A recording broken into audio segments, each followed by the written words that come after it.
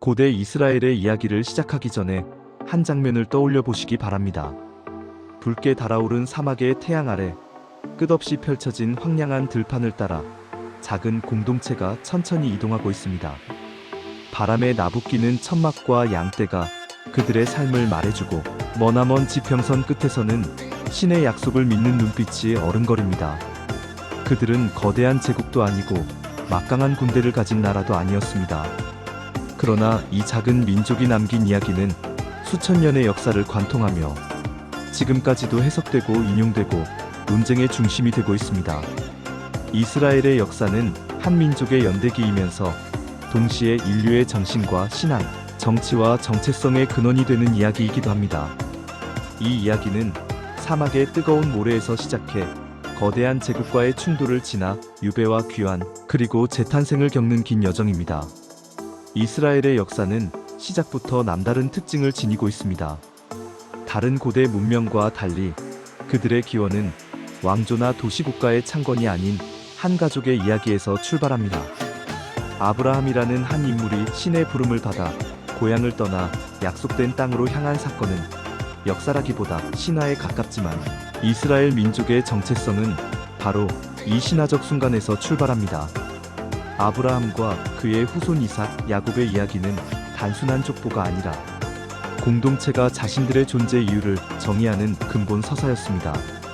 그들은 특정 땅을 약속받았고 신과의 언약을 통해 자신들이 선택된 존재라는 믿음을 지녔습니다.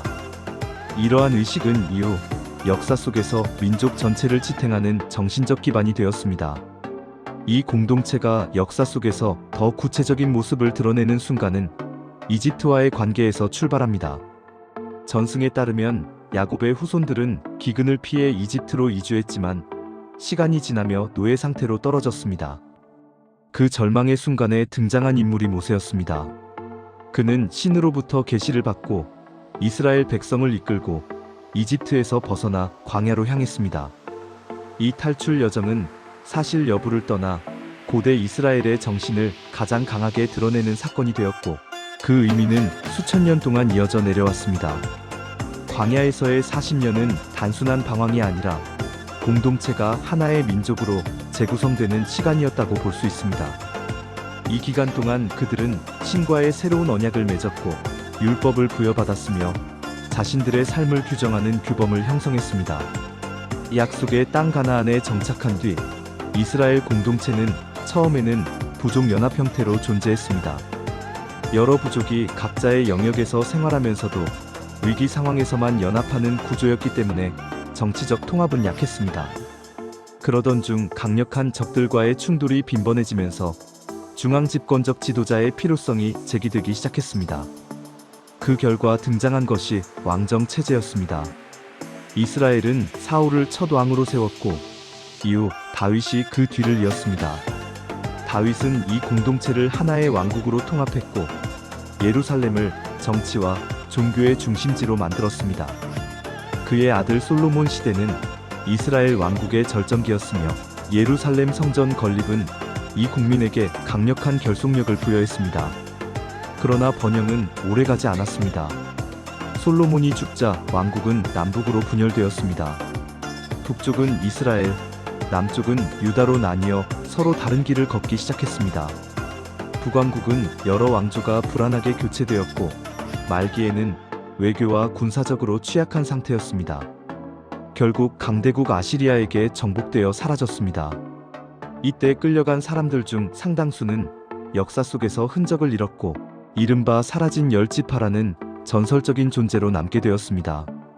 남왕국 유다는 좀 더 오래 버텼지만 결국 바빌로니아의 침을 피할 수 없었습니다. 예루살렘은 함락되었고 성전은 파괴되었으며 많은 이들이 바빌론으로 끌려갔습니다. 이 바빌론 유배는 고대 이스라엘 역사에서 가장 중요한 전환점 중 하나였습니다. 고향을 잃고 성전도 잃은 상황에서 공동체는 흔들릴 수밖에 없었지만 이 시기 이스라엘 사람들은 오히려 자신들의 종교와 정체성을 더욱 강하게 다졌습니다. 유배지에서 신앙은 사라지지 않았고 오히려 기록되고 정리되며 발전했습니다. 이 경험은 그들에게 국가가 없어도 민족과 신앙이 유지될 수 있다는 것을 깨닫게 해주었습니다. 나중에 페르시아가 바빌론을 정복하고 유대인들의 귀환을 허용하자 이들은 다시 예루살렘으로 돌아와 성전을 재건했습니다. 하지만 이전과 같은 왕국으로 돌아가지는 못했습니다. 그들은 강대국의 지배 아래 있으면서도 자신들의 종교와 전통을 유지하는 방식으로 생존을 택했습니다. 그 후 헬레니즘 시대와 로마 시대가 이어지면서 이스라엘은 더 큰 문화와 제국의 영향을 받게 됩니다. 알렉산더 대왕의 동방 정복 이후 그리스 문화가 전파되면서 이스라엘 사회 내부에서도 전통을 지키려는 세력과 새로운 문화를 받아들이려는 세력 사이의 갈등이 커졌습니다. 이러한 갈등은 마카베오 전쟁이라는 형태로 폭발했고 결국 잠시나마 독립적인 국가를 되찾는 데 성공했습니다. 그러나 그 독립도 오래가지 못했습니다. 로마 제국은 이 지역을 지배하게 되었고 유대인들은 다시 제국의 압박과 세금, 정치적 갈등 속에서 살아가야 했습니다. 로마의 지배 아래에서 이스라엘 사람들은 자주 봉기를 일으켰습니다. 특히 서기 70년에 일어난 반란은 로마군이 예루살렘을 포위하고 성전을 파괴하는 비극으로 끝났습니다. 이 사건은 고대 이스라엘 역사에서 또 하나의 거대한 단절을 의미했습니다. 성전을 잃은 뒤 유대인은 더 넓은 지역으로 흩어졌고 공동체는 디아스포라라는 새로운 형태로 이어졌습니다. 그러나 이 흩어짐 속에서도 정체성은 사라지지 않았습니다. 그들은 율법과 전통을 통해 자신들의 문화를 유지했고 이 신념은 이후 수천 년 동안 끈질기게 이어졌습니다.